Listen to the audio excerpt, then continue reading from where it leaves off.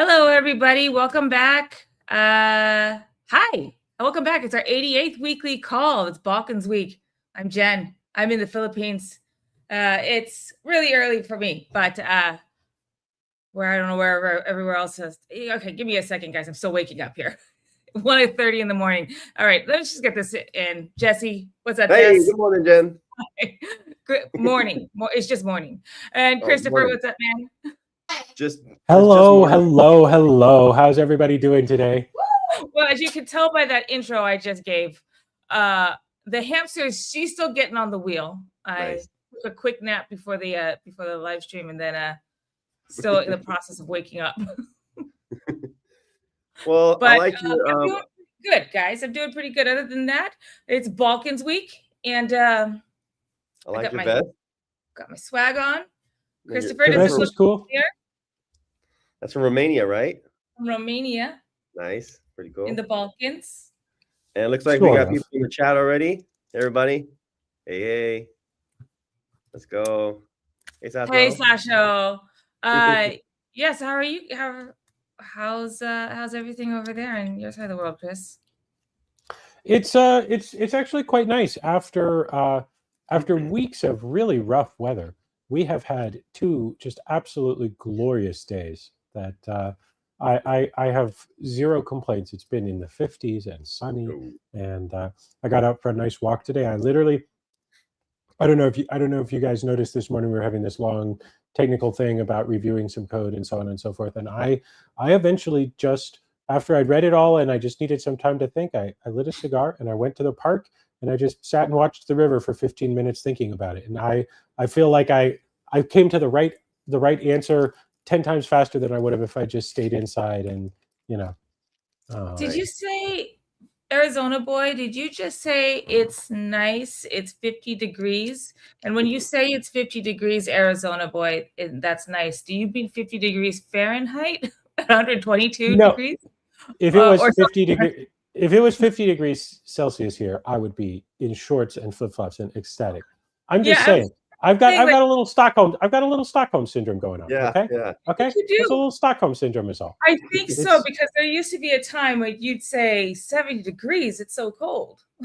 I mean, yeah, it's like objectively cold, but I'm trying to look on the bright side. Hey, I'm trying to turn over a new leaf. Be the nicest version of me. Be the version of me who's like happy and grateful and like, I don't know, yogi or something like that. No, it's what's happened is it's like literally all the lack of sunlight has just, it was either like this or become an alcoholic. And so I decided to become, like really positive for a few weeks. Like, well, I'm already one of those.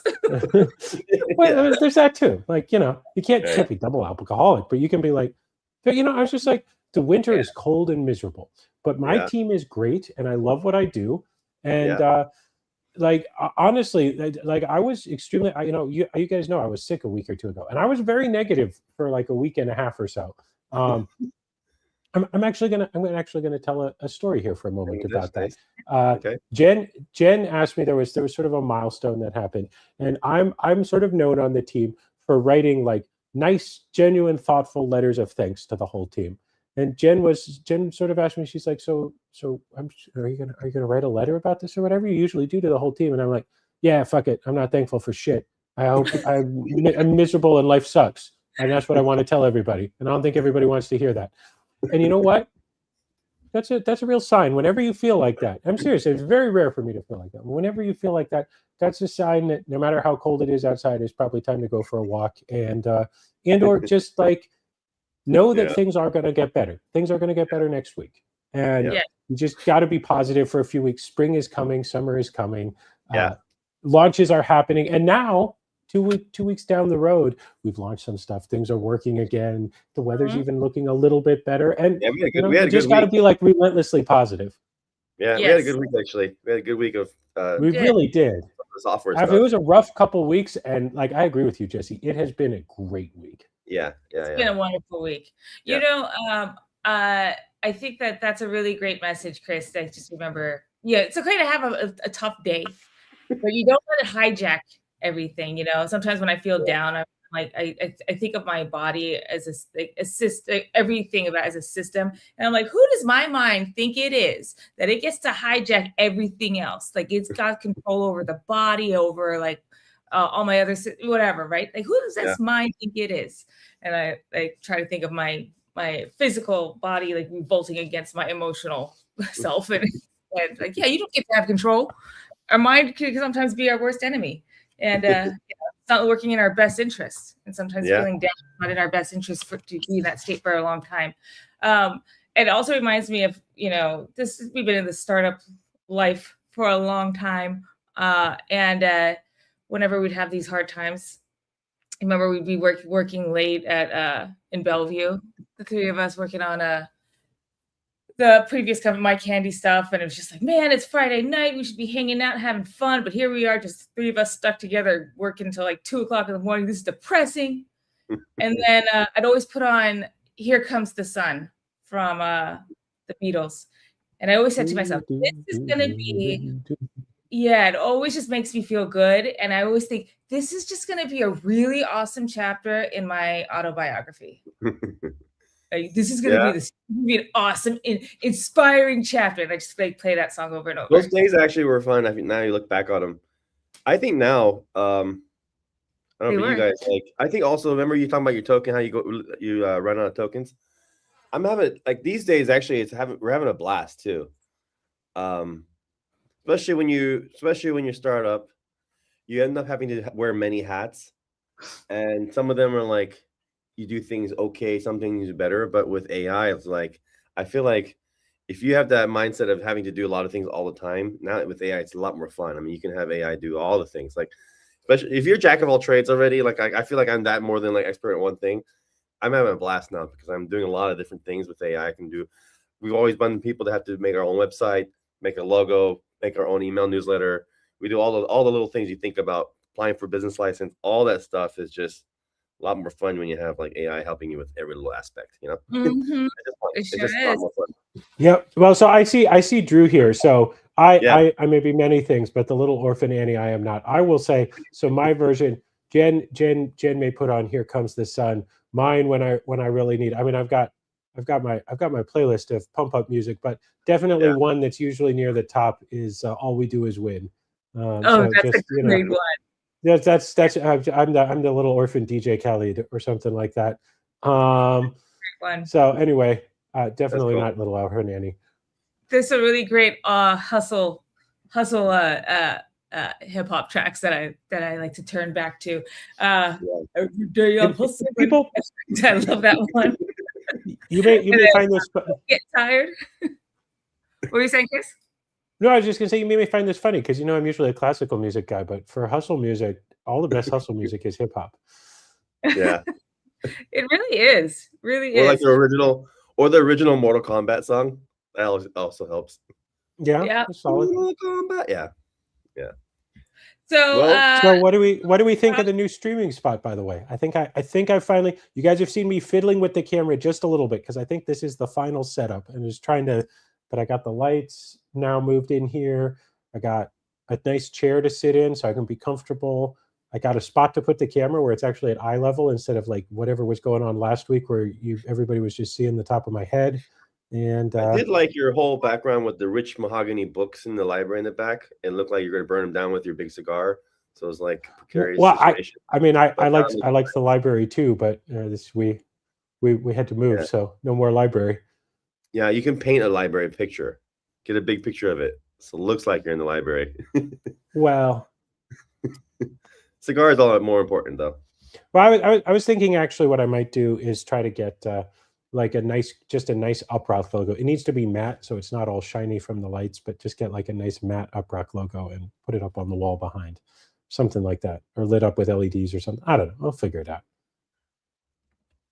Yeah, I think it looks great. Actually, here, let's do this. Let me see how it looks in like the wider view. Yeah, Chris. Yeah, you don't see like the cardboard box behind you in the 3D printer. Well, we were moving and stuff, and so it was like, well, you got to kind of stack stuff up and figure it out as you go. So anyway. Yeah. Well, cool. So new streaming spot. It looks good. I like. Yeah, like Jess said, you got to put the books behind you, though. That was a really cool backdrop that you had before at the other place. All right. I'm Chris going to looks like log in. he's in a prison doing a video. After we just got done saying this is like a nice setup, and then Drew's like, "You look like you're in prison, bro." Like, you're in prison, I think he's just talking about the cool haircut. Yeah. I was gonna say, if you're in prison, then you have you're the kingpin because you got nice cigars. Oh, did we lose some light there? Okay, Yeah. let's see. We had some questions asking. Who was asking? What am I wearing? What is it that I'm wearing? Oh, yeah. This I got as a gift from our Diana in Romania, and it's Balkans week, guys. So I thought, Romania, or part of it, is in the Balkans, and I don't know what this is called. This vest is called. Or Pedro, you guys can like fill me in on what this is. And I think it's called a. I'm actually not sure. I know what like a sheepskin vest is called, but I'm not sure what you call a vest that's just embroidered like that. It's really cool. I like it. I hope I'll find a better way to wear it besides this like cream. Well, we saw when you guys were here, we went out to dinner at like a traditional restaurant, as I recall, one time, and they had like dancers like wearing the skirt and the vest and that whole thing. Yeah, it's really cool. Yeah. Actually, I don't know I think if I gotta get a matching skirt to go with this, and then maybe I could do it the Colo dance. And I like this, Tim. Yes, it is what we like to call it style. It's called fashion, sweetie. All right. Well, the reason why I'm wearing this, guys, is because this week our country of the week is not just one country; it's a whole region. It's the Balkans. So aside from this, also just looking cool. It's for that reason as well. So we'll talk more about our country of the week or our region of the week. But let's go over our Gray wants to know, is it hand woven? I don't know. This was I have to ask Diana because she got this for me. She gave this to me for Christmas. I do see it at the when we were there visiting you guys in Christmas at the Christmas food stands, all the food stands. The staff was wearing that type of outfit, so it just must be for holiday time, like traditional wear. Yeah. And Pedro, you say here it's called Elek in Bulgaria. All right, cool. Yeah, this is also especially cool in the I felt especially festive wearing this during the holiday season. It's just very pretty. It's very pretty. Anyway, so it is Balkans week. We'll talk more about that in a minute, but let's go over our lucky number 88, shall we? Cool. So first off, we're gonna go over some. Well, there were some fun tweets here about Insight Stacks. We want to learn about some. We did a one-liner challenge. We'll talk about that in a second. We have another great community co-building brainstorm work session working group, I guess, with new badges. So this one would be the Thousands Club badge. We'll talk about Balkans Week. We'll talk about CatLumpurr in Malaysia, which is happening this week, tomorrow, a couple days from now. And then how you met UpRock, product updates, and then we're getting out of here. Jesse and I are, as you may know or not, we are in the Philippines and taking kind of a world tour. We started off in most of the group we all went to Abu Dhabi, and then after that team we split off, but then we decided, Jesse and I were continuing our world tour. Went over to Romania for a few weeks, went to the Philippines, which we currently are now, and later today we are or this morning in a few hours we're flying over to Malaysia for where Girk is at already. We're going to see Girk. Yeah. So we will there and Jupiter team. Yeah. We're going to go see Jupiter team. We're going to see we're going to see all the cool cats of Solana. So we'll talk about that in a second, but that is just thought I'd try to mention that now. Like why we're excited about it. Super Jupiter is Jupiter. We got actually, we started hitting traction before Jupiter, but Jupiter really was where we lifted off.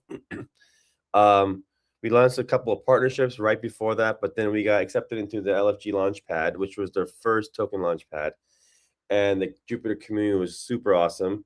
It allowed us all that momentum led us to closing a deal with Borderless Capital, Animoca, and Draper Dragon, and like a list of 20, 30 angels, and really hit the ground running since then. So Jupiter, yeah, we love the Jupiter community. We've been to the events in the past. I think the Turkish team went to the one in was it in Istanbul? The cat burning one, yeah. Yeah, I remember that the cat cat burning symbol or doesn't whatever. sound right, but yeah, they burned the cat or something. And this is the first time Jen's been to Malaysia. I've been there a long time ago, but super excited to be there. And I think the events have already started. I've been seeing I've been a bunch of FOMO because people already are doing stuff right now in the past couple of days. So Girk, I don't know how's if you're in the chat right now, let us know how's it going in Malaysia. Super excited to finally see you there. I know some of the UpRockers are going to be there as well, and a lot of people who voted for us during LFG Launchpad to win will be there. So if you guys are watching this right now, don't be shy. Come up to us. We want to meet you. We want you to get your feedback. We're there to show off the product. We had a really good week with the software, and we're gonna have just a bunch of meetings lined up. So we're gonna be there for an entire week. Super pumped for it. Yeah, really excited. Well, we'll talk more about that in a second. I am curious, is Gurk alive? And I know that he did say it's 1:30 in the morning for him about 20 minutes ago. So I think he's in the same time zone as us, which means I think our dear Gurk this youngin is in Malaysia. So, all right, well, let's go into first off, some one-liners. Okay. Oh, before I do that, real quick, thank you. My clothes are so good. I know. I can't take credit for this one, though. This is a gift from our dear Diana. So Diana's taste is impeccable. All right, great one-liners. We are oops, here, let me bring this up. Sorry, hang on a second. I have my wrong tabs open here.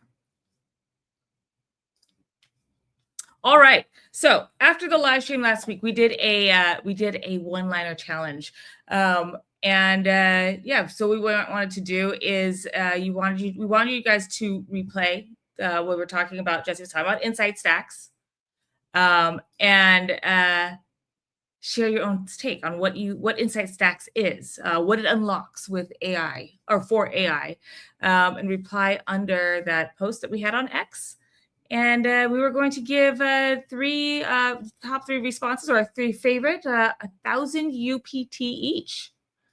So did you guys get a chance to take, you guys listening, I hope you guys got a chance to participate and share what you thought of insight stacks. Yeah, I'm curious about this because we haven't really shared the full product to the public yet. We've been kind of like slow reveal every week. But yeah, curious to see what shows up, because I think the more and more we put out there, and finally when you actually try it, I think it will really hit when you try it. AI sitemaps, the AI native sitemaps was kind of the closest real product demo we showed last week. But once you try it with a prompt, I think you'll get it. But anyway, let's see what happened. So we look at a couple of them. Okay, let me put the link in. Let me put the chat the link here.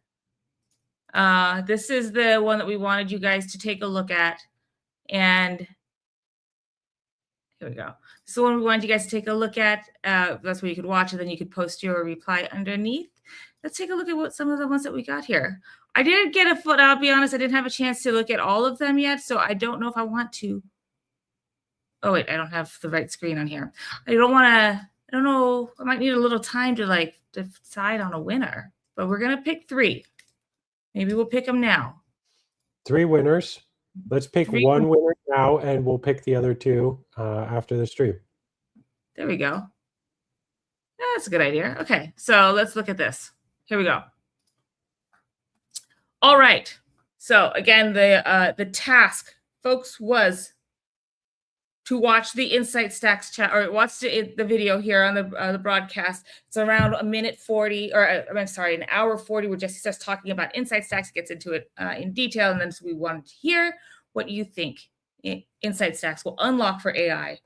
And so here are some, we got first one from our dear Gray Daniels. It is interesting to see how Insight Stacks automate not just human efforts, but also AI agents, allowing effortless sourcing for specific data.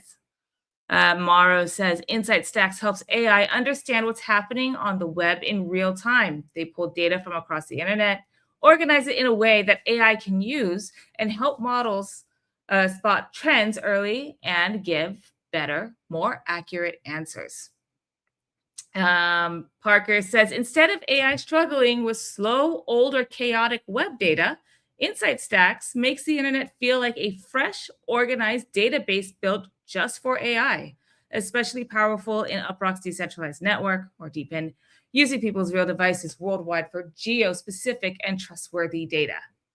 There's a lot of good ones here. I like both Pedro's and the one after it. I like the Alts aficionado who says, who calls it a personal radar. I think that's a great imagery. It's very visual. And Pedro, I like, you talk about filtering, collecting, filtering, and organizing. That's a very nice triple of three things in a row. I love repetition, collecting, filtering, and organizing, which is true. It's what Insight Stacks does. Mm-hmm.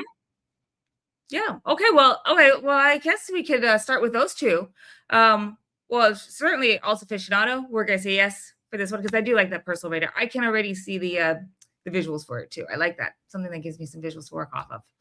Yeah. Also, I think those two are also good because I think people confuse when they hear us accessing the internet. People already assume that, well, because they are right. All LLMs can access the internet. They can crawl. Mm-hmm. They all have some basic crawling browsing tools.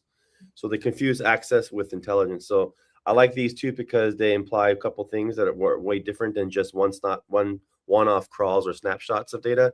They're recurring. They're mentioning tools here that LLMs can't do, which is filtering, doing some more intelligent stuff, collecting, monitoring, tracking, seeing diffs, seeing deltas between things when they change. Those require a little more intelligence. Those are insights.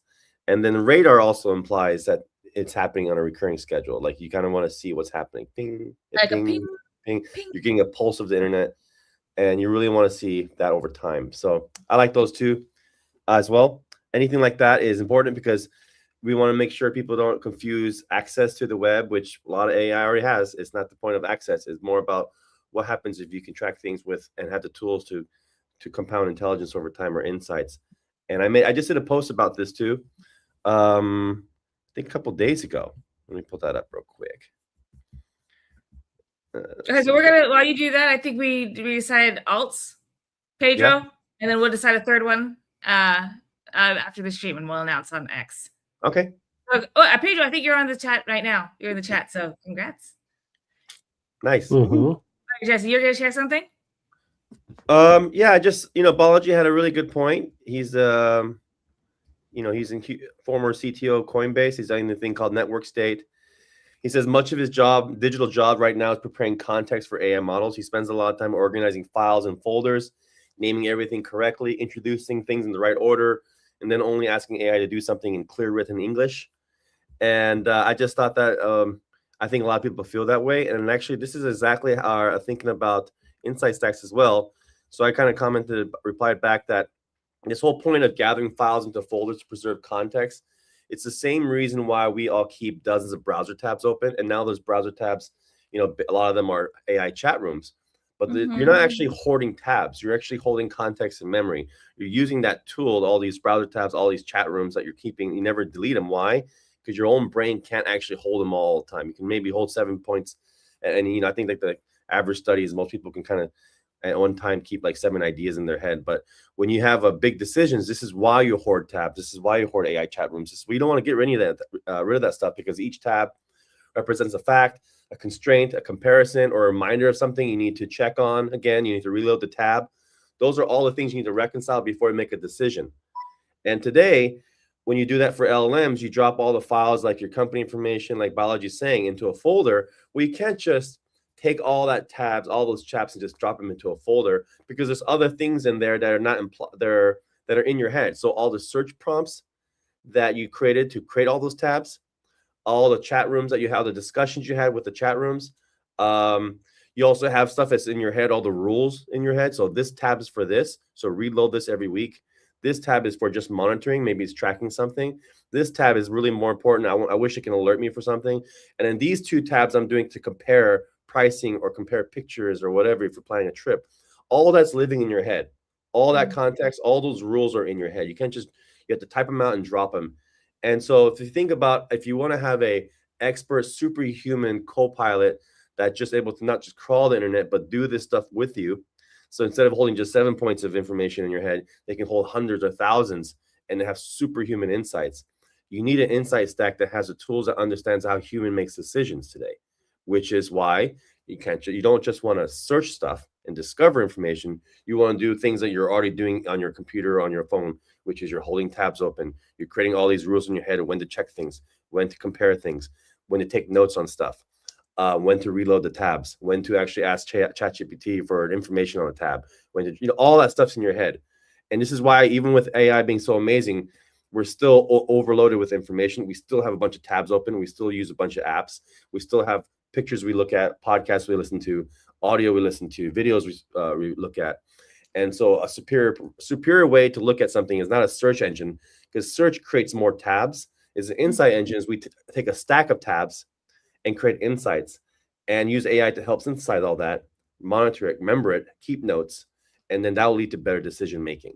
So decisions. Yeah, I think to summarize it, to put that in a sentence, search makes more tabs, insights make less tabs. And less tabs is what you want, because ultimately the final decision or the final data or the final output really should be one tab. It should be one sheet. It should be one piece of data that collects everything. And so insight stacks take lots of sources and bring them down to one. And so it's not about being able to multiply. It's about being able to consolidate and to reduce. So super cool. Cool. Okay. Awesome. Well, I didn't see the slide. That's awesome. I just wrote a note to myself, Chris, because I like how you said, I like that. Just like, let's simmer this down to like one line. Search many tabs, insight stacks, less tabs. Yeah. Ideally, one tab. Yeah. Well, it popped into my head as I heard Jesse say it, and I was like, Jess, you're doing such a great job with this, but this like that summarizes what he just said in a sentence. It's like search makes lots of tabs, and insight stacks take all those tabs and make one. Jesse GPT is verbose and overwinded, and Chris GPT is like, please make it succinct.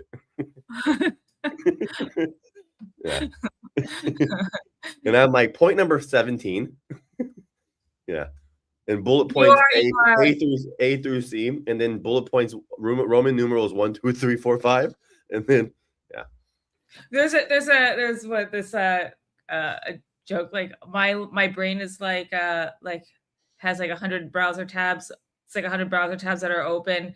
One of them's playing music, and I don't know which one, or something like that. And that's you, actually, I guess, Jesse. It's that. And then Chris is like, we're gonna cut this all out. we're gonna make this sometimes. I don't know if you guys do this. I leave lots of browser tabs open, but sometimes, and I don't have a firm schedule for this, but once in a while, I just look at the state of my browser and I go, I don't even know what's open anymore. I'm just going to close the browser and lose all my tabs. And if it was really, really important, I guess I'll remember it later. That's how I feel too. Yeah. Sometimes it's like spring cleaning. It's like spring cleaning, but for browser tabs. Feels good when you do it, doesn't it? Well, so Jesse has all the browser tabs open at once, and hasn't updated his browser in years or something. You seem like the type. And Christopher is also that too, but Christopher also builds things like Maestro, which I know is not about browsers, but it is about running multiple jobs at once. And we have it on the screen here in this tweet we shared. You said we shared recently, but you have a update to let's see. There was an update. I thought we would go over that in product updates, but as long as you got it on this tab, since it is a little bit more meta product than core product. We'll do it now. Yeah, we have we did a big release on Maestro this week. We got some outside contributors, which was awesome, but just people in the community as a whole opened up a great pull request. And then we also made a few changes internally And actually a great idea, this is talk about the velocity of AI and how stuff works. Jesse shared a tweet from Joe McCann, and he had built a little tool that was such a great idea. It just allowed you to see. So for those of you who use coding agents, you'll know that they make a list of all the things they're working on. And normally, even with Maestro, I know, the broad topic of a particular agent. This agent is reviewing this pull request, or this agent is working on fixing this bug. This agent is, working on adding tests for this particular branch or something like that. But I don't necessarily know what specific step they're on in their internal plan. And Joe had said, hey, I built this little tool that allows me to see in my taskbar on my Mac what my Claude Code agent is actually working on right now. And I thought, oh, that's a great idea. That's what I would love to see in the Maestro display, is for each one, have it actually show exactly what it's, not just the broad topic, but like the specific task it's working on and if it's gotten stuck.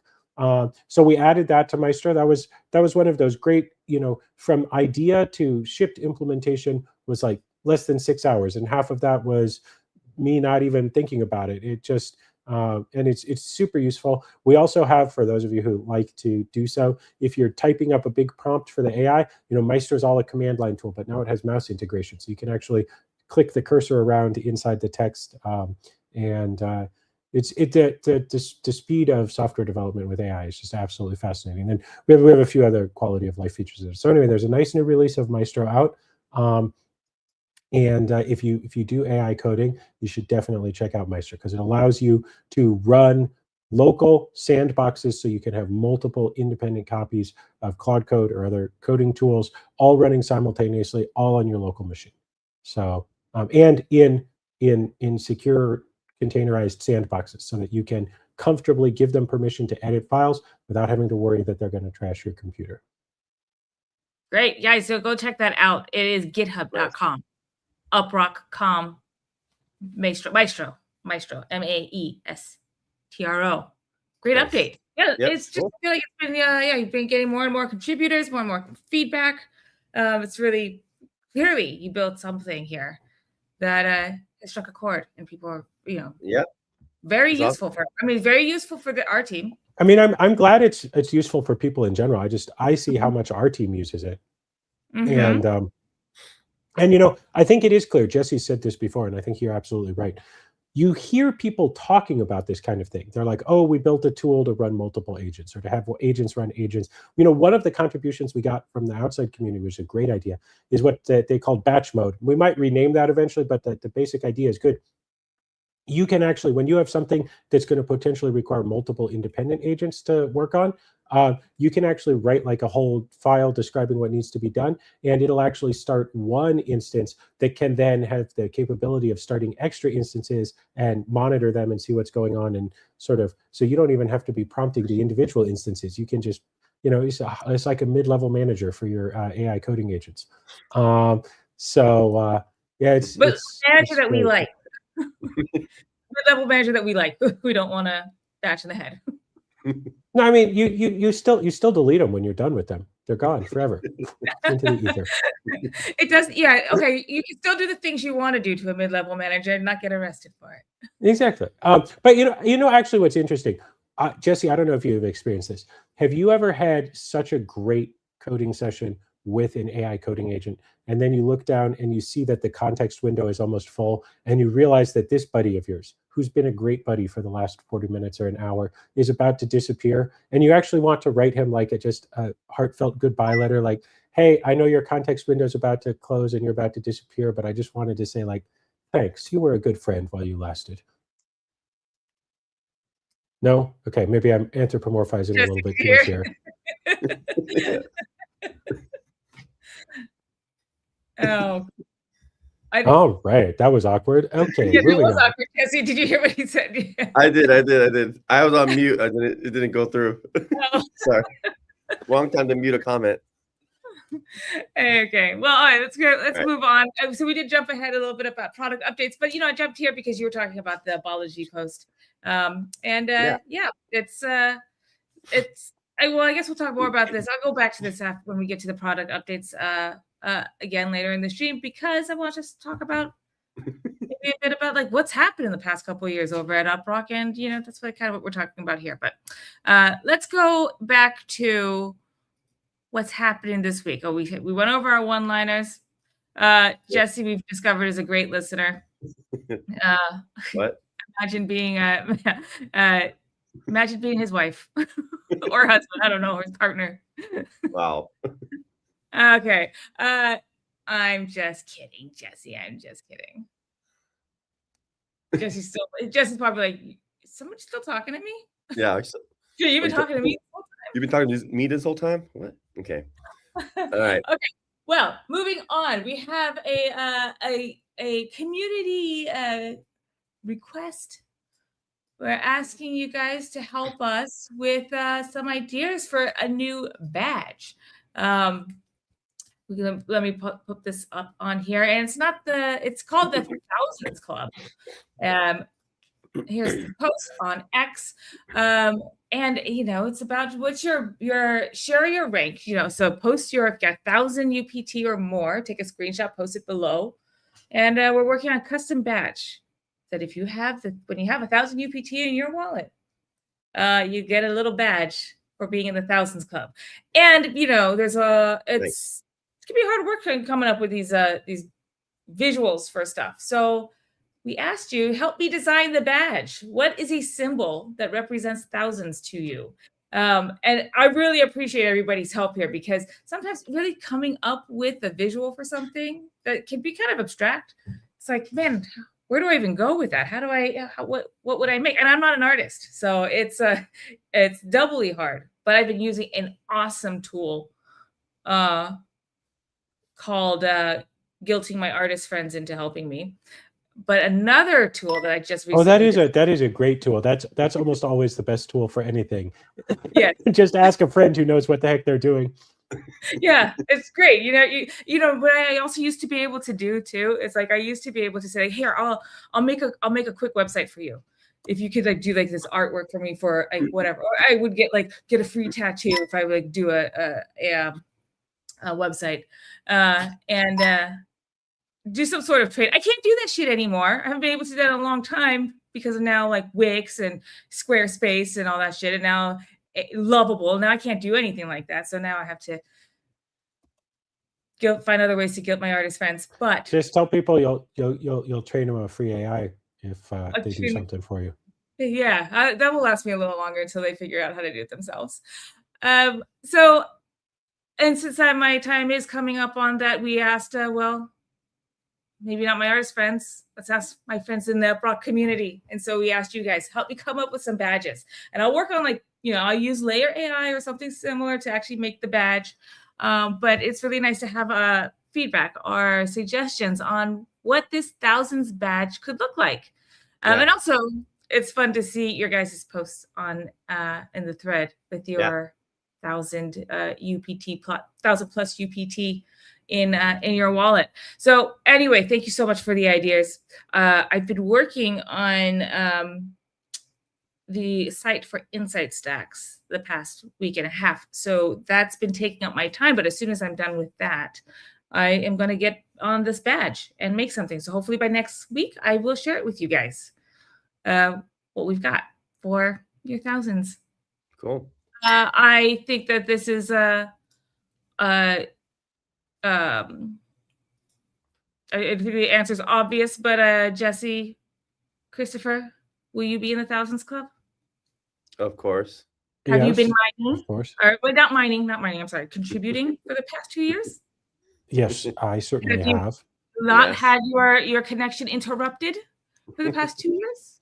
Well, I've had more of a problem with that, actually. There have been times when we've been doing some of these earn all month, and it's like, wait, what do you mean I have to uninstall this to test the beta version? God damn it, I'm going to be disconnected for 10 minutes while I update. But yeah, for the most part, consistent connection, traveling to taking advantage of Rocket Boost, all that stuff. Good. I'm glad you guys are doing that. I'm surprised I'm not even user ID number 1. I think I'm only number 8 or something. Who's got number 1 on the team? User ID number 1. No, number one's a test account. It's just a test account. Okay. Yeah, I'm single digits, of course. I should be, but yeah, I was wondering who got number one. But yeah, I'm pretty good. I mean, I have I got installed on a few devices, of course. So earning all the badges. Yep. But if you had your UPT stake, do you still get the badge? Yeah, you definitely still get the badge. Oh yeah, Yes. if you want, yeah, Even better. yeah. I was That's about to great. say highlight that question. That's a great question. Yeah. And yes, of course, we For thought sure. about that. So yep. Absolutely. Good. Yeah. And keep these ideas coming. There's a lot of fun ones that you guys have been coming up with. I know Sir Roz and the Rocketeers have a long list. There's a whole long list. So we're only in the first stage, and we have a handful of badges that have come out in the first stage, and then there's a ton more. So keep them coming. And as far as number one, it's a test account, but it technically Toothy created it. So I guess maybe it's so we'll give him credit for that. That's fair enough. Sasha, you have a comment here. Now listen up, sir. Listen up. Somebody highlight this comment. Here's the thing. The Super Bowl's coming up. We might even have to have a Super Bowl watch party. Guys, should we have a Super Bowl watch party live stream? Like just an extra bonus? Because guess what? The Seattle Seahawks are going. No. Also, it's funny. Yeah. That'd be fun. Also, Coinbase just launched prediction market. So right on the homepage of prediction markets on Coinbase.com is bet on the Seahawks or was it Patriots? Yeah. That's Patriots. how little I pay attention. Look at Mr. Oh, it's just sports ball. Suddenly knows who the Seahawks are now that they're in the Super now Bowl. you can be a DJ. I see how that works. I see how that works. All year long, you're like, oh, sports ball. Seahawks get in the Super Bowl. I won't be a bah humbug about the main event. Good day to drink beer and do Jameson shots and maybe win some crypto. But yeah, I just logged in yesterday. I saw the post first. It is their homepage. So there's a bunch of actually the UI for prediction market on Coinbase is pretty slick. It's very simple, but it's the first thing you see is the Super Bowl. So Chris, what is your idea for the Super Bowl watch party? What do you want to do? I don't know. But should we just we got like what, 2 weeks, a week and a half to figure February this question 6th. out. Yeah. It's about a week to figure this question out. Yeah, if we do, we just watch the whole thing live, and then here's another thing we could do. Okay, I'm just spitballing, but we could do we could do the Century Club, where you take a shot of beer for every minute for 100 minutes. It would be so shit-faced. No, we're not going to do that. Well, I'm not going to do that. I'll tell you right now. I'm past that phase in my life, I believe. So we have the 1,000. We have the 1K badge, and we have the DGen 100. The Century Club. Century Club. Join the Century Club or the Thousands Club. And the Century Club is a lot more taxing on your body. Yeah. Yeah. All right. But yeah, well, let's think of something. It's late here. The only downside is this would be a lot more fun if we could actually show what we were watching. But of course, you're not allowed to show the actual stream of the game. I'm not sure everybody who'd be joining us can have a game. So maybe instead of doing that, we'll figure something. We're going to figure out. Sasha, I already told you. I already promised. I know the World Cup is coming up. I will subject myself to that kind of football. And I mean, hey, not subject. I like soccer too. We're going to do something World Cup related, but right now it's Super Bowl season. So we're going to do Super Bowl. We'll figure something out. Okay. So guys in the chat, people in the chat, if you are American football fans, and all of January and February, we're just going to call it football. We know what we mean because it's Super Bowl time. We know what we mean by football. Seahawks or the Patriots? You know my answer, and I don't even watch football, but you know my answer. I'm surprised. I didn't know that. I haven't really following it, but whenever we go, it's usually like we're the underdog. But I'm surprised to see on the prediction side that 67% chance, 67% in favor of Seahawks right now. Yeah, I mean, I like this. I like the Seahawks, to be honest. Now, I am not, to be clear, everything I say is not financial advice, but especially anything related to the probable outcomes of sports games, because I'm notoriously wrong about this kind of stuff. But I like the Seahawks. I think that they look good.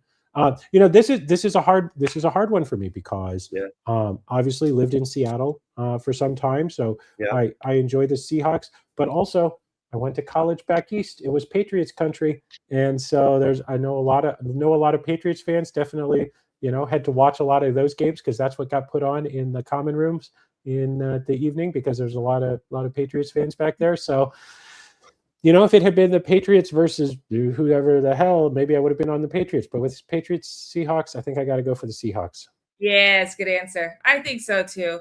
Also, the Patriots, they have enough, you know. And they won the last time we played against them. Look at me. As soon as it's in my I'm getting into like the weed, like I had anything to do with with their games. The last time we played the Patriots Super Bowl, I think it was 2015. Something That like was that, yeah. that was a very disappointing game. There was a Yeah. really bad call at the very end, and it was a pretty disappointing game. But that was last time we faced. Yeah, I mean, I remember I dropped my cigar into my drink by accident, and that was extremely disappointing. You know, maybe that was, you know, people who are really into sports, they talk about ritual and superstition. Maybe that was like a curse. Because Maybe. Yeah. so no cigars for you on February 6th. I mean, for a 4-hour period, stretch of time while the game is going. Well, if that's what it takes for the Seahawks to win, then I'm sorry to say they're going to lose. Oh, God damn it. You know, we're not actually going to be in. Man, The funny thing is, we're all not going to be in Seattle when it happens. So I'm probably not even going to watch it. Yeah. I'm not going to be in a part of the world where I can watch it. So you can just stream it anywhere. Anyway, we're getting off track, guys. I was about to say we've gotten a little bit off topic here, but I blame Sasha. He brought up football. Anyway, guys, so we have the Thousands Club that is going on. That's a new badge that we're going to have if you have 1,000 UPT in your account. And that also includes if you have 1,000 UPT that you staked. You will get this badge. I will work on the badge design. And I got a lot of great inspiration thanks to all of you guys who have responded in the chat or in the thread. And here it is one more time in case you have an idea of what this badge should look like. Pop it in this thread. And I'll take a look, and I'll get started on that. And I just realized how disengaged with design I was. I thought this ball in the middle was the badge, and I'm like, no, it looks fine. I don't know what you're going on about, but no, you're saying this is just like a placeholder thing, and you're asking the community to help you design the badge. Yeah. It's a really good idea. That makes total sense. So people go help Jen design the actual badge. This is just the placeholder badge to show you. Yeah. Yes, thank you. Yeah, I think there's going to be some great ones in there. And even if you don't know how to make it, just to describe it, that helps me, because I'm also, like a lot of people, I'm using AI tools, and I lately have been really liking Layer AI. It's a really great so far what I found a asset generator, usually made for specifically games, and really great. Cool. So if you don't know how to, you can't generate or you can't draw it or generate it on AI, what it would look like, just describe it to me, and because I can get a prompt and see what comes out. So anyway, there you go, guys. All right, let's move on to next update. Talking about being in clubs and earning UPT, we have our country or our region of the week. And for folks who are new here, we've been doing for the past year or so a country of the week, where we highlight a country every week, and people in that country physically there get double their earnings for that week. This year we made a couple changes to it. Now we're doing regions, not just countries. We're doing both. Like last week was Greece. This week is the region of the Balkans, and the inspiration for my awesome vest today. But yes, if you are in the Balkans region, then you are doubling your earnings this week. There's nothing you have to do. You just have to keep the app running in the background. There are things that you can do to boost your earnings, such as play games, answer surveys, and if you have a badge, like the first two badges, or the first badge that we launched with, it's called Diamond Paws. So that's if you were with us before TGE, and you are still active, then you've got the Diamond's Paws, and those users, over 40,000 of them, they get a lifetime boost. So there's ways you can increase your earn rate, and eventually, if you don't have it yet, be in the Thousands Club and get another badge. But yeah, this is going on now. Let me. Oh, I had the post of it to share with you guys, and I accidentally closed it. Here is the Balkans. Here we go. Here's the post on X. If you want more information on this week, it is so it's it's not just like I said, it's not just a country. It is the whole region. So you are. We're gonna do a new thing too. A Balkan MVP. Sorry, very important person. The top performing contributor this week in the Balkans will be crowned the regional MVP. Nice. So wow, this is going to be a fun one. This is fun when we do this in the regions. Like, who's going to be? Sarah Roz is like introducing the team, and the Rocketeers are introducing some friendly competition. And I like this one. To be La Reina, or how do you say king? Who's going to be the king or queen of the Balkans this week? So does that mean the person who earns the most? So while you get double the points, who does the most referrals, surveys, games, stuff like that? Magic, surveys and games, that type. Was this a top performing contributor? So I don't know if that means you're contributing, or does that include your boost? Does that count? Like, is it how much you've earned? I think that he means contributor, like, so what you're contributing to the network, not just what you've earned. So I think that's right. Yeah, let's get a confirmation from Sir Roz about that. But I'm pretty sure that by using contribute means by the contribution. But that would be really cool. Love it. That's always fun. So guys, if you are there, Sasha, I think you're there. Pedro, are you there in the Balkans region? I think he said he was. Yep. Yeah, who's gonna be? I think Pedro said Bulgaria, so yeah. Yeah, he did. Yep. Just as Spaceman. He's Spaceman. I thought Spaceman was in the States. Joyzy. Yeah, well, the thing about Spaceman is he's a spaceman. He can get anywhere on Earth in 90 minutes. And I'm pretty sure that for a competition like this, he's relocated to the Balkans for the week. Wouldn't surprise me.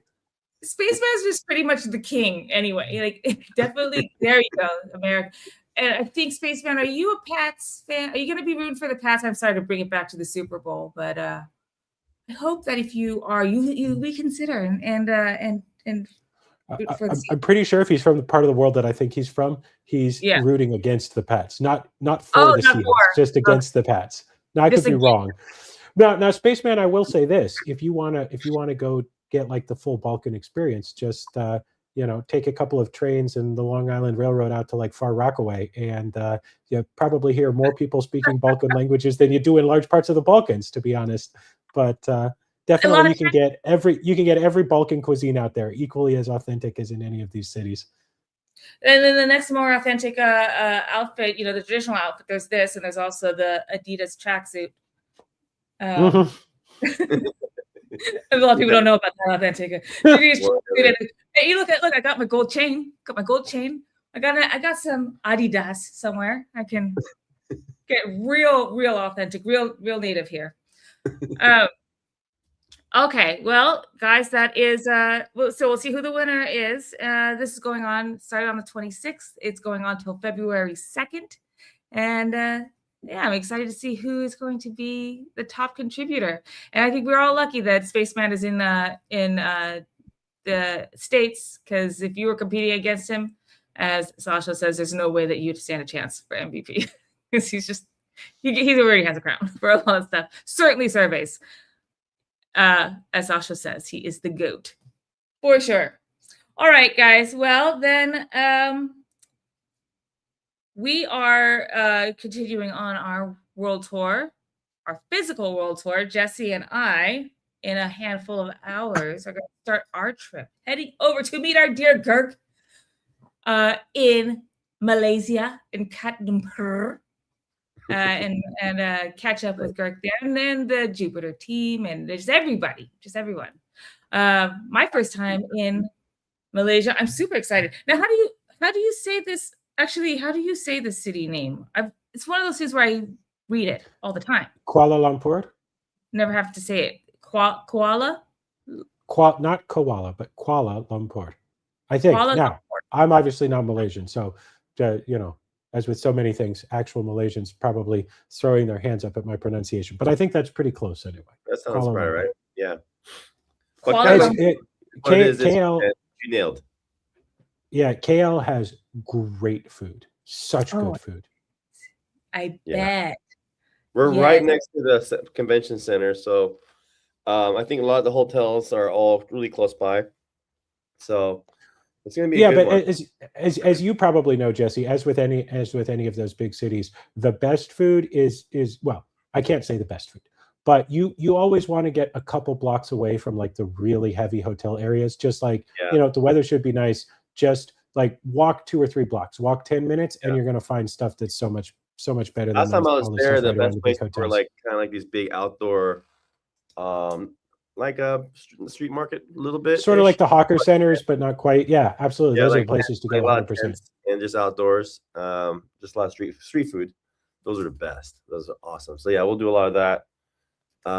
Pretty excited, and just excited to be around the Jupiter community because they really helped kick us off to close a bunch of deals and got our first round of funding, and all that came from the LFG Launchpad. And so excited to see some of those folks in person again and a lot of the community. So we have a lot to share. We're going to be there for the entire week. That means a lot of people in crypto in Malaysia early. And just had a lot of FOMO because they've been posting since Tuesday or Monday. So, excited to see Meow and Soju and I mean, the whole team's going to be there. So excited to see them all. Yeah, I'm really excited. It's gonna be well. I've never been to Malaysia. I've never been to Kuala Lumpur. I do love that. I love that cats as a through line here. We've got Cat Istanbul and CatLumpurr. It's wonderful. But anyway, that aside, there's some really good events that I'm gonna be checking out. Kosh will be there. Yeah. There's one of them is at a cat cafe, so I'm going to do some networking, hang out with the cats.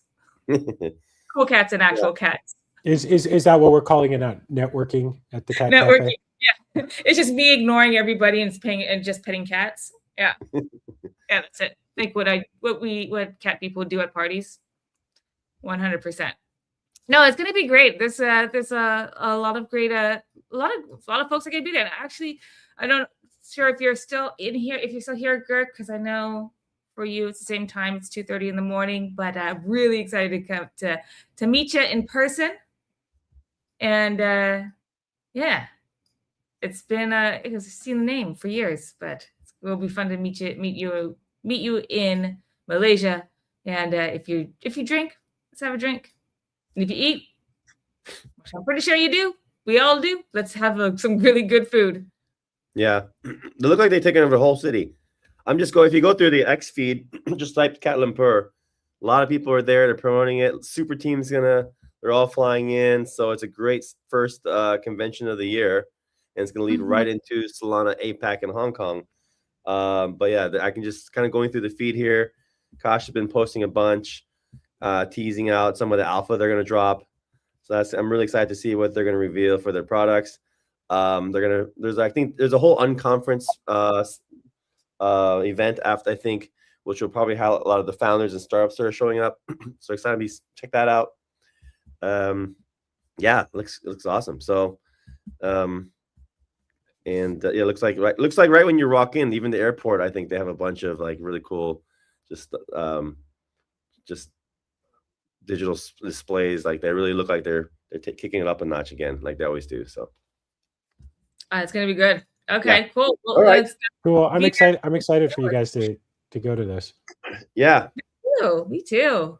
Well, yep. And we could just add this to the list of like our, we have our team the team, we all like get together. We certainly try to, most of us get together every year at Istanbul. So maybe we can add Malaysia to the, or Asia, just in general. There's a lot of great shows in Asia. So I'd like to start adding more Asian events to this. Yep. But after, being in the Philippines for a couple of weeks here, I will just put this out there. Nothing after, you should probably just stay in January, because other than that, it's getting too damn hot. And I think Malaysia is hotter than Manila right now, or CatLumpurr is hotter than Manila at the moment. And I am I'm melting here. So I would say we'll keep the team get-togethers in Asia maybe just around January. And that's it. It's like I can only handle a couple of the weeks in January. After that, I start to melt. Yeah. All right. Well, if you're there, definitely DM us or just come up to us. We'll have our UpRock t-shirts on. And so we're there for the week.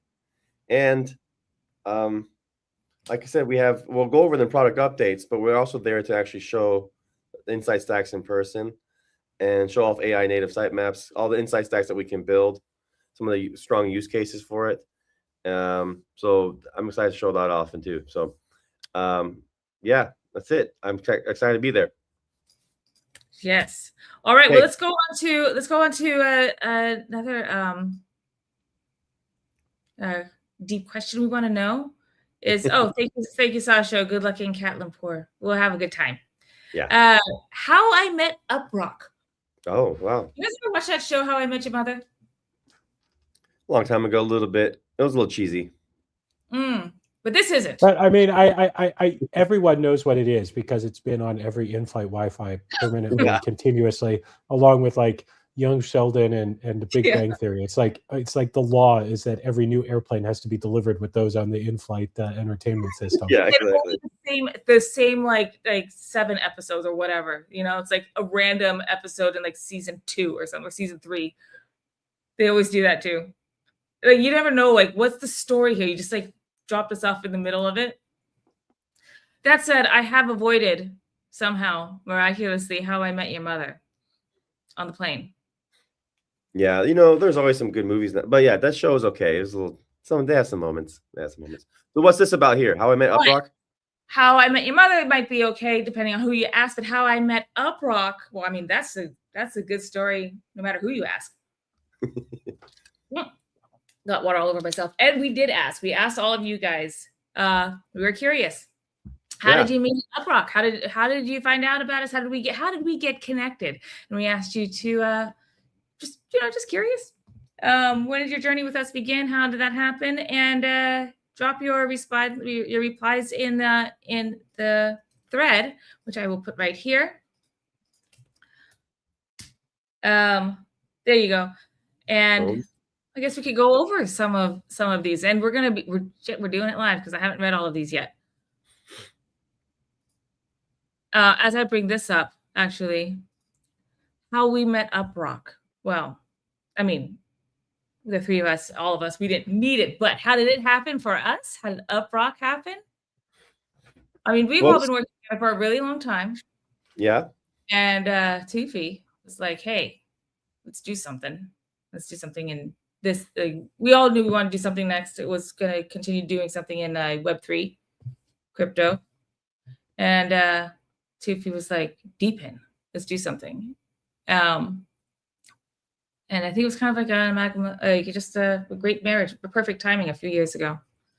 Well, I think what came down to is we knew, to me, it was very clear. So we knew wanted to be in Web3. We're very good at onboarding. Our superpower is mobile. And we knew the experience of getting onboarding to Web3 on mobile still sucked. And it kind of still is rough. But 2 years ago, it was really bad still. And so let's at least put all the pieces together to have a really good onboarding experience. Auto-generated wallet, really slick onboarding, login, and let's just start there. And I think at the time, even actually the word deepen didn't exist. Yeah, it didn't. So that came from from that one research group. But and we actually called it decentralized physical infrastructure or something or other. a couple years before that. It's just we didn't come up with the term DPIN, but we were already thinking about decentralized physical infrastructure. It was part of our slide deck like years before. Oh, we lost Jen. And what happened was when we were actually using all the AI tools, we realized very quickly that this felt like if this is going to take over the internet, first it felt very off from Web3 because it was consuming all data, not really sharing rewards. It was very centralized feeling. Plus, it was very censored, and we did not. If we felt had a bunch of red flags around that because we were building in a VPN browser was all about unblocking the internet, uncensoring it, showing the internet as it is, free flow of data. That's kind of Web3 principles. And AI wasn't like that. And it's some of the big black boxes like ChatGPT are still kind of censored and moderated.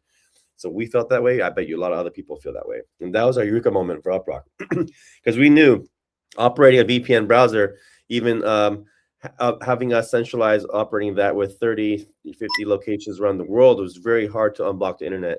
And you have this AI swarm that's coming. We already knew that way back then. And now AI agents are becoming more mainstream. And you can already see the pushback on it because the web is chaos, but also people are fighting it.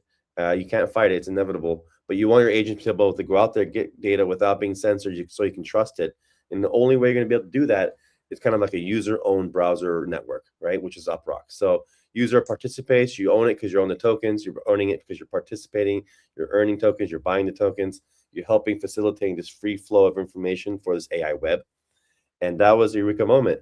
So that is really what was awesome because like you said, Jen, it was an amalgamation of all our skills in the past of just being really expert operators of running a mobile business, understanding how data centers work, understanding down to like the penny of how much costs to actually do bandwidth. We just knew it all because we've been doing it for so long. And also just the constraints of a mobile device. And we had a virtual currency powered business with App Store. So we knew how to do microtransactions just practically. And so crypto was just an evolution of that. And so all those things combined is what made UpRock take off. And then the Jupyter Launchpad forced all of us to tell our story better to a community. Because if you guys don't know this, we didn't do any live streams ever before Jupyter Launchpad. That was the first time we kind of forced ourselves to do this. And we said to ourselves, commitment, hey, founder-led marketing, we really need to get on this now, and we're not good at it, but let's just do it. Force ourselves every week, do a weekly check-in with the community, and build in public. And now it's episode number 88. But it really kicked off at Jupyter Launchpad. So I think that's how we met a lot of folks, and I bet a lot of the stories here about how you met UpRock was probably, hopefully, and based on the number of diamond paws we have, a lot of folks probably saw us before Jupyter Launchpad and led to that, and now actually just through the live stream. So that's now. I will say, do you remember, Jesse, when we were actually settling on the name? And I know many people on the team had contributed to the brainstorming. But I think, and I could be wrong about this, so anybody correct me if I'm wrong, if it wasn't just Jesse and I who had this conversation. But you and I were going back and forth, and we'd narrowed it down, and we knew we wanted, some of the parameters of what we wanted in a name, like relatively short and easy and not being used by somebody else, of course, and all that kind of stuff. And I think I don't even know if we still own the domain name, but you may recall that my favorite version of the name that we'd come up with was Dandy Stone, and you had UpRock, and you're like, Chris, you're just wrong on this one. And I will admit now, many years later, I don't know, what does the community think? Would you be as excited about Dandy Stone as you are about UpRock? Yeah. I think we actually bought the domain name because I was like really down for that one. But you were right about UpRock. I remember the UpRock conversation, and maybe we weren't the three of us together, but I definitely had that conversation with Jesse about UpRock. I never heard about Dandy Stone, and I'm kind of bummed that now I know it existed because that is a terrible name, Christopher. I'm pretty sure we still own the. I'm pretty sure we own the domain name. Just FYI. Why do you have Dandy Stone? Yeah, it's like UpRock, but it's like dandy. It's like happy. I think you also had Acta Dirna, which was a cool name. Well, yeah, but that was. I knew that. I think we all knew that, despite the fact that I bought that domain name to put stuff up, that a Latin name was just not going to cut it. Like even I knew that a Latin name wasn't going to be the long-term winner. Yeah, my thought was UpRock was one, everything in Web3, no matter what part of it is, it's all a lot of it's financial because it's tied right to tokens and liquidity. And so I knew we wanted to, because we got the domain before we really knew what's going to end up being. We knew we just knew we wanted to make the idea of onboarding to Web3, trying a wallet for the first time, and we didn't know what the big idea problem we're going to solve, but we knew just at least getting people to the first gateway is getting your first wallet, so that unlocks everything. So we just knew when it comes to money, you gotta be a foundational. It's gotta be stable. You gotta trust it. So something like Rock is good, or some kind of foundational thing. We also want high energy, and then of course in crypto you want things to go up. So, and in my background, Tim and I's background, we used to be in a breakdance crew a long time ago. Now if I do that, I'll just break something. But but yeah, so UpRock is actually a breakdance term. It's a dance move. And so I was like, oh, this is perfect. It's actually high energy. It sounds solid. The word up is inside. And it's $6 domain name. So, and it was available. We were able to buy it. And the guy responded, that's the other thing. You don't want to like UpRock with like weird spelling or uprock.io. We got the .com. So that's cool. Yeah. Yeah. Our first company together, it was My Candy. And we spelled it odd. People was always like, so how did you land on the spelling for My Candy? They also always pronounce it wrong, McCandy or something. And we're like, well, it's not really that deep. We just couldn't afford it. We couldn't afford the proper spelling of it for the domain. So sometimes, you just buy the domain first, see what you got, and then you work the brand around it. But it just worked perfectly with UpRock. And I like Sasha says, about Dandy Stone. Like, if you're an UpRock, you're an UpRocker. But if we were Dandy Stone, as Sasha says, we would be Dandy Stoners. Which makes me think. Oh my God, that makes it even worse. Even worse. Okay. Well, or better. I mean, there'd just be a bunch. I'm picturing a bunch of boomers, with their white hair, tie-dye shirts, big Grateful Dead fans, Deadheads, just. Oh God. Yeah, you're right. We'd have to have. Dandy Stone, I think of an old school rock band from Ireland. The Dandy Stoners. It could be like hard rock folk music kind of thing. Yeah. It's actually very versatile. I might be coming around to this. Yeah. I'm surprised, Christopher, that you didn't push. Don't come around to it. It was, in hindsight, Jesse was very right about this one. Also, it's funny. A lot of people in Web3 tend to make names. That's another thing I want to do is like, I didn't want to make a Web3 name because they end up all sounding very similar, where they use like the chain or like DeFi something or like decent. They all just end up being like sound the same, like the same corporate sounding thing or same term, like deep in 3, or I don't know. Just you guys notice them, they're all kind of similar, and then you don't remember which one's which. So I thought we just had let's just make a high energy fun name that's just a little more memorable than like another Web3 sounding term. Yeah. And .coms for sure. .coms. I sometimes say this. I sometimes say this jokingly that .nets are for poor people, and it's, I think that in Web3 has definitely opened up some of the alternative top level domain names for sure in a way that they never were before. But it's still to me, uprock.com is clearly the UpRock. Whereas Jupiter, for all that I like it, they have several different domain names, but like jupe.ag, what's great about it is it's short. But sometimes when I'm on .whatever, I'm always like, is this the real version of this website or is this the fake version of this website? Mm-hmm. And I so I still like .coms. I guess guys, we're millennials, and in another year or two, a young generation is going to be going on about making jokes about millennials. Oh, they're out there with their .coms and their whatever. But jeans and their .coms. Exactly. Their skinny lattes and their .coms. But I still like .coms. I like .coms too. I'll take a good .io as well, but .com's where it's at. Yeah. I also there's no reason to keep it anymore, but I think we still own Breadrock too. I thought make bread, make cheddar. So I got Breadrock, but UpRock's the win. I mean, That was going to be a second. Yeah, I object. I do remember that now. I objected to Breadrock? Breadrock because my view was the world has enough bad bread in it. We don't want to imply to anybody that we're like Rocky bread. hardtack? Rocky bread is Hardtack? awful. Yeah. Yeah. And it'd be really sensitive to the gluten-free folks. So think about that. Wait, is this like vegetarians or something? Vegetarians. Yeah. People on the fun-free diet, unfortunately. Well, Christopher, you've also always been wanting to do for years, and Glomo. I'm surprised that it didn't come up this time. Maybe It did. That got shot down. I don't think Jesse even told you about that. He's like, goddamn, Chris, always the same ideas of it.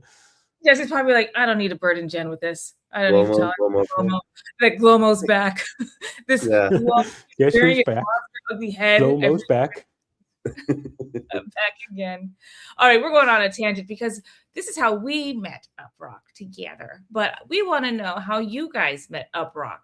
As we pose a question on X, let's go through a couple of the answers. I'm just curious. We're going through this live, so I mean, maybe some of them will be illuminating. I'm sure a lot of them will be, but let's see.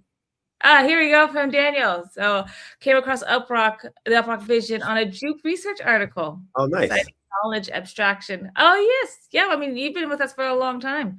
Cool.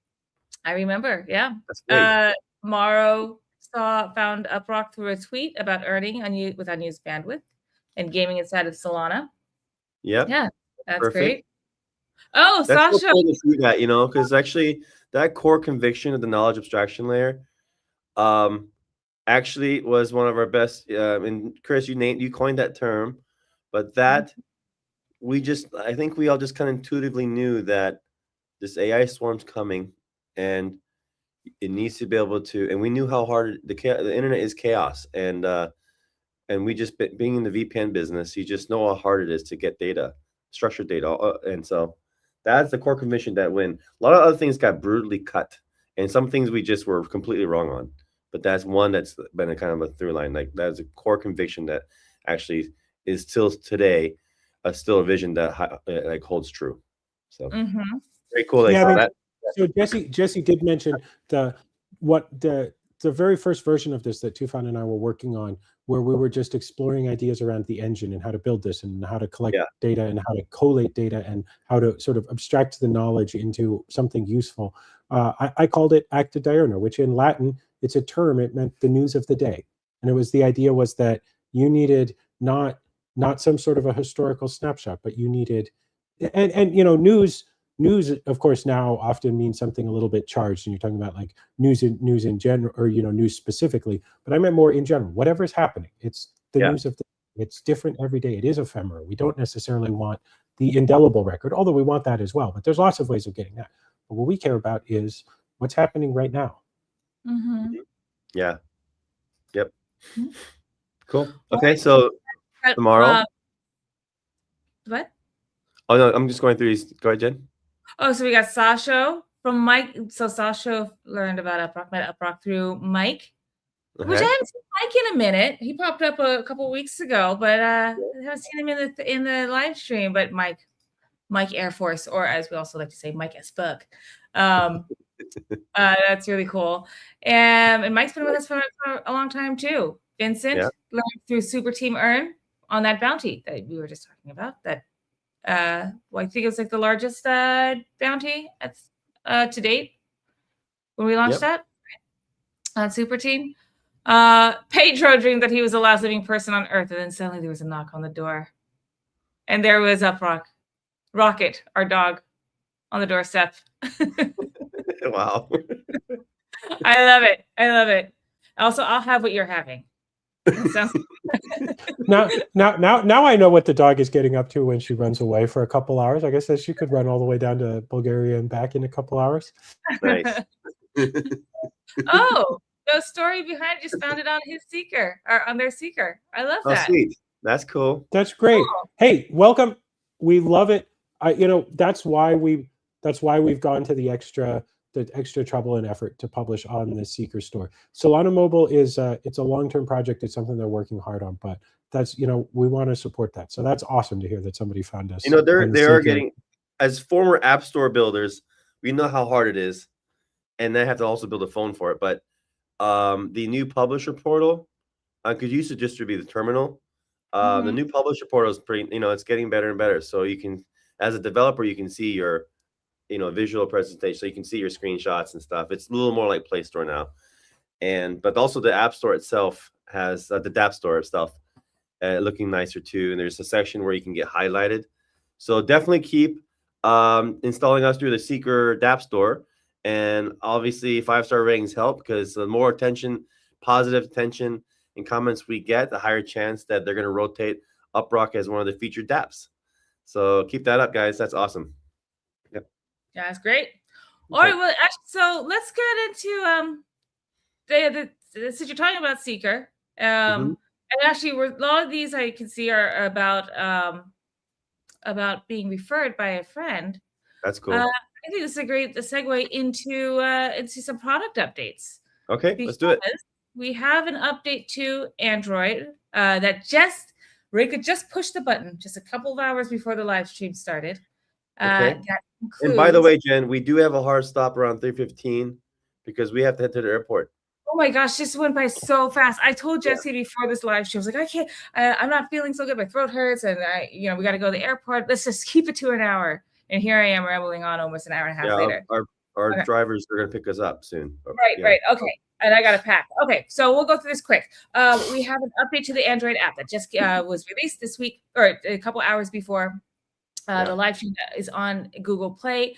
The Solana Dap Store update is coming shortly, but I owe Reka some assets for the listing.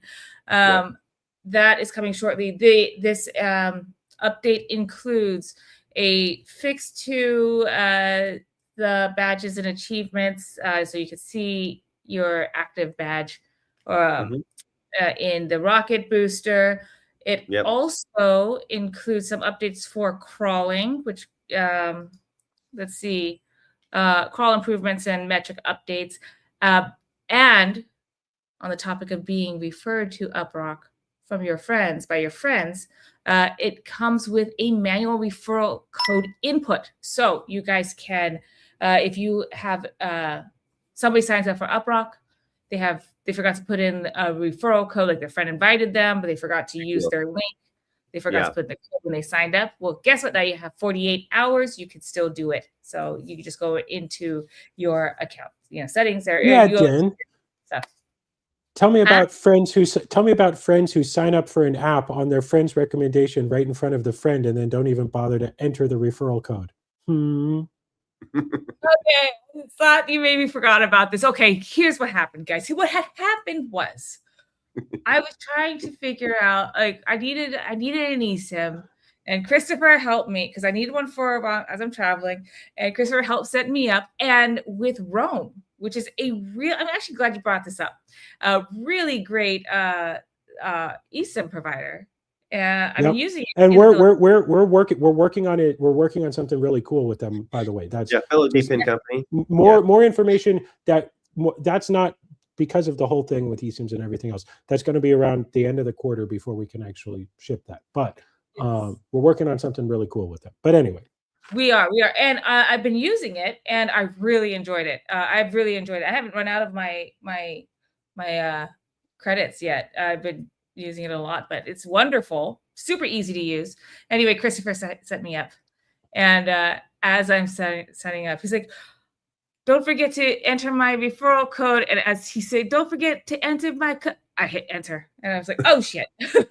Oh shit! And unfortunately, there was no way for me. Their app does not allow you, but this just underscored how important it is for UpRock. So we heard. I don't even remember who exactly in the community first brought this idea up, but I know we heard from several people, and thank you everyone in the community. So now you've got a window of opportunity if you're helping somebody set up UpRock, or they set it up and they forget to enter your referral code, and they have a window of opportunity to go ahead and drop it in, and we'll still give you credit. You got two. So if someone messes up, you got 48 hours. That person can enter the code. So this is actually a request for a while. So great to have that out. So that's good. So you'll see that. You'll see, like I said, 2 days. You have a chance to, just in case something goes wrong. It happens sometimes. So you can enter a code and make sure that referral goes through for you. Yes. Cool. So that's very exciting. So and also just some other fixes to the displaying of your badges. I mean, you've still been earning it. If you got the Diamond Pulse, for example, you've been earning it the whole time, but we didn't always display it well in the rocket booster sheet. So that's fixed there. But anyway, big ups to Elena and Reka. And our queen of Reka she's not feeling so good this week, and she's still like powered through, got this out with Elena. It's some crawl improvements. We got some so metrics up there too for the crawl jobs. Yeah, that's also in there. We have a not much of an update for iOS. We're still in review, right? Yes. So actually, I saw we got an update to test flight. yeah. So the app is all ready to go. Jen, you've done amazing work on all of the collateral that goes with it. I think extremely likely that we'll be pushing the button to go back for final review with them, which we are very hopeful that will be approved. I don't know how long that process will take, but it should be back in for review with all the changes that we've made but by this time tomorrow. Nice. All right, guys, everyone, pray to the App Store review gods. And we shall hopefully be back in by the weekend or maybe early next week. Please. I doubt, it seems like some of this review stuff doesn't happen on the weekend. So Jesse, as much as I'd love it to be by the weekend, the reality is we know that just from everything we've seen in the past, it doesn't. These big reviews don't move on the weekend. Yeah, it seems like minor updates or very small updates are sometimes on the weekend, but other stuff usually is on weekdays. So it'll probably be weekday. Yeah. Sadly. Yep. Yeah. All right. Okay. Do we have let's see. Well, we had the update to the this was a couple weeks ago to desktop. So update to I had said there is another desktop release on the horizon that adds some new features for some of the jobs. But we didn't push out. The team's been working on it. It's been great. But honestly, looking at just crash logs and everything else like that, seems like the desktop app has been very stable. So there hasn't really been a huge push to get it out until we've got these new engine features ready to go. So I don't know exactly. We haven't quite settled on a release date for that. I'm guessing probably week after next will be another desktop release. Maybe next week, but probably week after. The most important thing there for folks is we are 90-something+% mobile. So, but some of the crawl jobs that people are paying for, the company's actually paying us, are actually for desktop. They want through desktop. So if you have a laptop at home, definitely install the UpRock app and have it on your phone too. So because desktop jobs are increasing. So that's the main thing. Like it's actually worth right now that we got now that we're actually this 2026 all about selling the DPIN network. So and that's so the contracts are coming through. We got a bunch of Slack room channels going and we're gonna keep closing deals. Part of that's the reason why we're going to these conventions. So install the desktop app if you have not yet, and that's it. Pretty simple. All you got to install, same one magic link login, just email same account that you're using for your phone and set it and forget it. That's it. Yep. Okay. Yeah. I got nothing else to add to that. That's pretty straightforward. Okay. Any other updates, guys? We got to take off. I say we were hoping to reveal some of the big progress we're making on the B2B prosumer side of the business with the crawler API. You guys might have noticed the Prism site, it says under maintenance. So we were going to show you it today, but I think we need another week. So I want by next week actually show you the new version of the site because we've been working on that.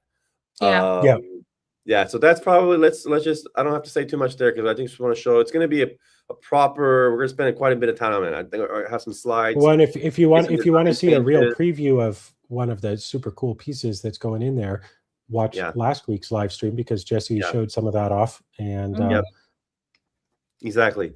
So I think so let's hold off next week. We're going to do like proper slides of it because we made some huge design decisions, some product architecture decisions. Some big changes, some things we cut that we just knew were a waste of time. We want to walk through our thought process behind it all. It's going to be also part of our road, like really explain the kind of the roadmap too, how it impacted all of it. So it's a big one. It's going to be a big one. So I think it'd be a really meat and potatoes kind of event that we want to walk through the site. Like maybe half the live stream will be about that. So let's just hold it for then.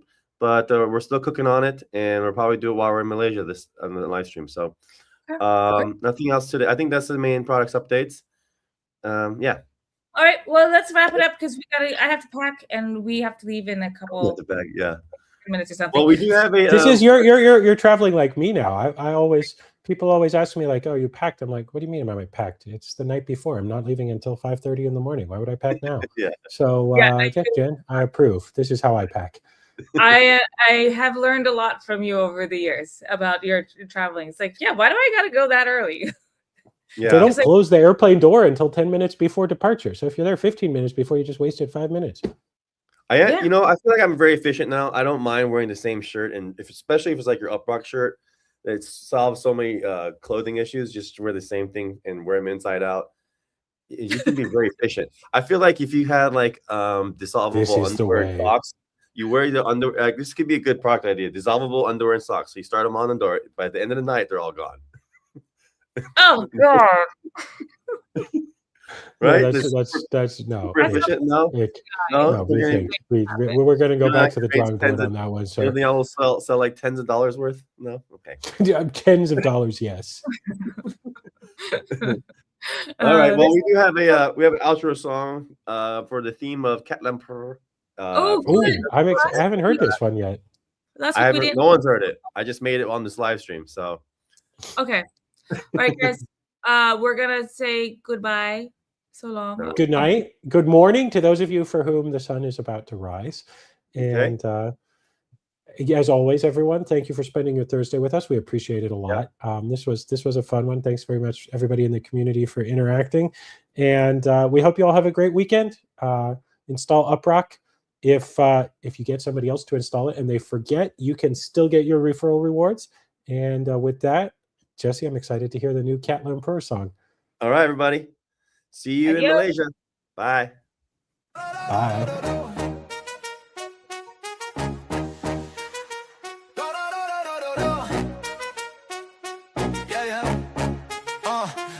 Touchdown, CatLumpurr, city glow. From the jungle to the chain we go. Built on vision, built to last. Knowledge moves and it moves real fast. Started with the fam on Jupiter stage. LFG, launch pad, turn the page. From first block, spark to global sound. UpRock rising, hear it pound. We do not chase clicks, we stack truth. Real world signals, fresh uncouth. What AI sees, we verify. From the edge to the cloud we fly. UpRock, light it up tonight. CatLumpurr, catch, feel the Solana light. Insight stacking way too tall. Knowledge abstraction, breaking walls. Verify the web, see it clear. High native site maps everywhere. LFG, we came to say the future is live and it starts today. 3 million nodes, eyes on the scene. Real devices show what they mean. From screenshots, checks to signals tight. UpRock verify, keeps it right. Stacks on stacks, compounding time. Context preserved like fine wine. Agents learn, reason, adapt, and grow. This is the layer, the models know. Not just scraping, not just search. We build intelligence, do the work. From change to proof to memory. Decision ready history. UpRock, light it up tonight. CatLumpurr, catch, feel the Solana light. Insight stacking way too tall. Knowledge abstraction, breaking walls. Verify the web, see it clear. AI native site maps everywhere. LFG, we came to say the future is live and it starts today. From Jupiter fam to the Solana crowd. Cool cats moving smart and loud. Builders dream of shipping fast. Present tense, future past. Raise your paws, feel the bass. This is infrastructure, set in pace. UpRock, all gas, no delay. CatLumpurr, Malaysia, we here to play. Insight stacks, see the truth unfold.